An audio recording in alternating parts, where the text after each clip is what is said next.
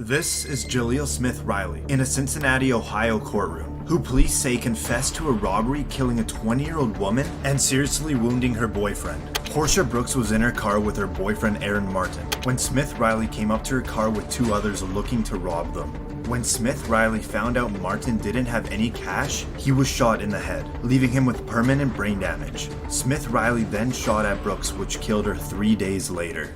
Sorry. Go back and win. I just want to come home with this.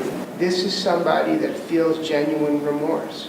This is somebody that thinks about this every day, and he knows that he can't go back in time and undo what he did. Now, Portia Brooks' mother delivers a victim impact statement. But he killed me mentally, emotionally.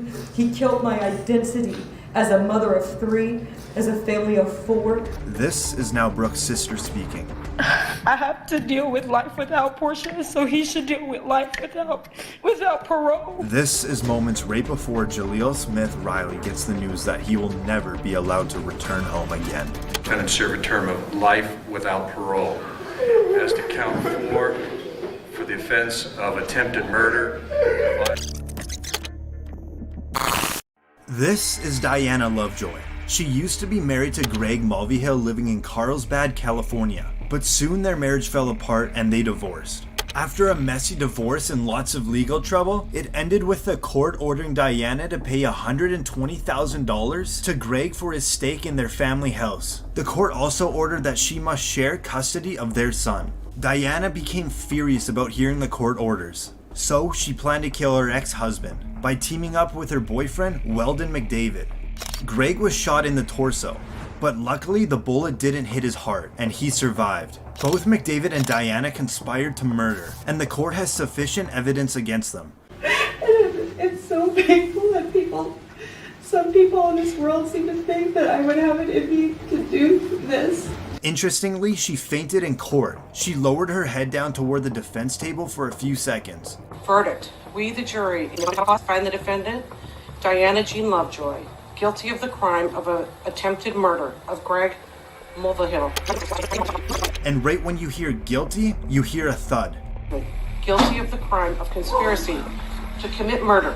It silenced the courtroom, aside from hearing her family cry in the background. Alright, we're gonna need to take a break. She then is brought onto the floor. And when medics bring her out, she still appears to be passed out. But doctors later found out she had only fainted. Weldon McDavid received 50 years to life in prison because he was the one that pulled the trigger. And Diana was sentenced to 26 years to life in prison. This is Seth Welch and Tatiana Fusari, a religious farming couple living in Cedar Springs, Michigan, and they are charged with murder of their 10-month-old girl, Mary Welch. Reportedly, they told police they noticed the baby was skinny and underweight, but did not seek medical attention because of their religious beliefs and mistrust of medicine and the government. This is the 911 call of the father when he reportedly found his child dead. How long ago did you find this child? It's about an hour and a half. I was waiting. I called my lawyer first thing to ask, what's the next thing I could do. So you found the child an hour and a half ago? Yeah. And called your lawyer first, correct?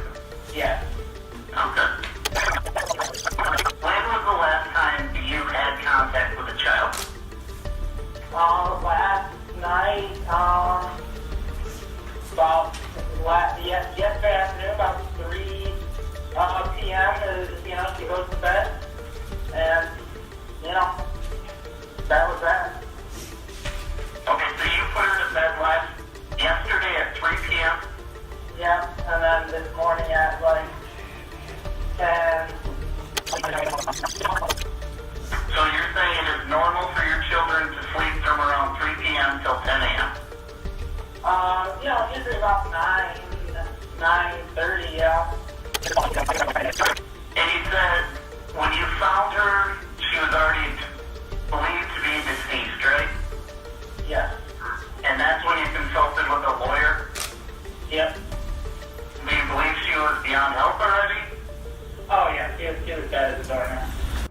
Soon after, the autopsy revealed that the cause of death was malnutrition and dehydration due to neglect by the adult caregivers. And this is the moment they realize they will be spending the rest of their life behind bars. That you're both charged with what they call felony murder while in the perpetration or attempted perpetration of child abuse in the first degree. They're alleging that you murdered one Mary Welch. That is a charge called homicide felony murder. It is life without parole. It requires a DNA sample to be taken upon arrest, which is often like a cotton swab or in the inside of your cheek. The second offense that you're both charged with is called child abuse in the first degree, where they're alleging you knowingly or intentionally caused serious physical harm to a child. They're talking about this Mary Welch.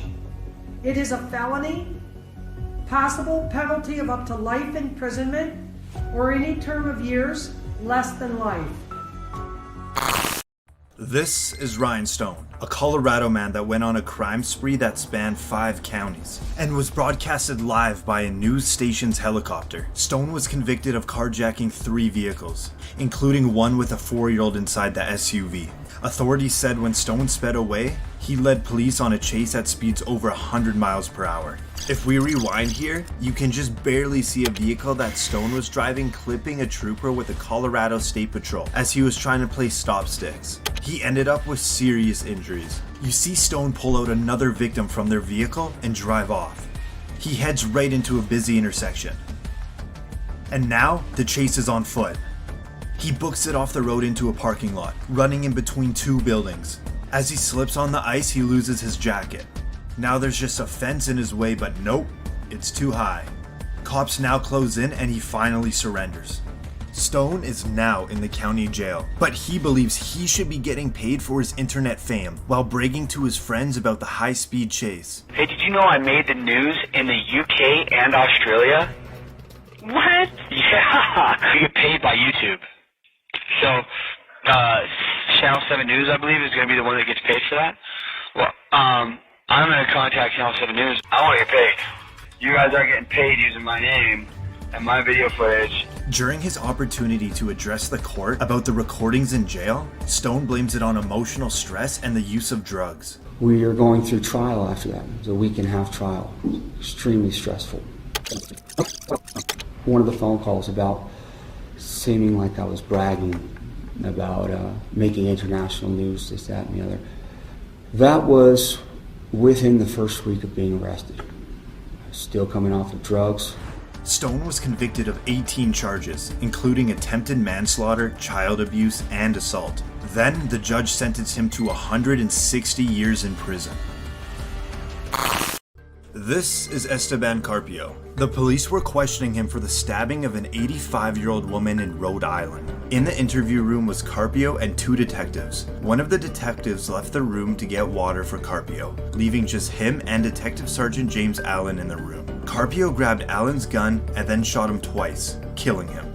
He then jumped out of a window which was 3 stories high and made a run for it, but was apprehended just 45 minutes later. At his arraignment, Carpio came in wearing a mask designed to stop the offender from spitting and biting at others. With also his face being in rough shape, it stunned the courtroom. It wasn't so much Carpio with the shocking reaction, more so his family members, making accusations of police brutality.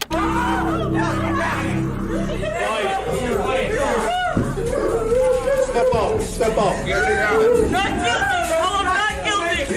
not guilty! I'm not guilty, Steven! It's police brutality. He was mentally ill and he needed help and we couldn't get it. We tried and tried. And he didn't deserve this. An FBI investigation concluded that the police did not use excessive force and that Carpio's injuries were sustained due to his jump from the 3rd floor of a building and struggle with law enforcement. Every day, I face the facts of what I did and what happened. He was sentenced to life in prison without parole.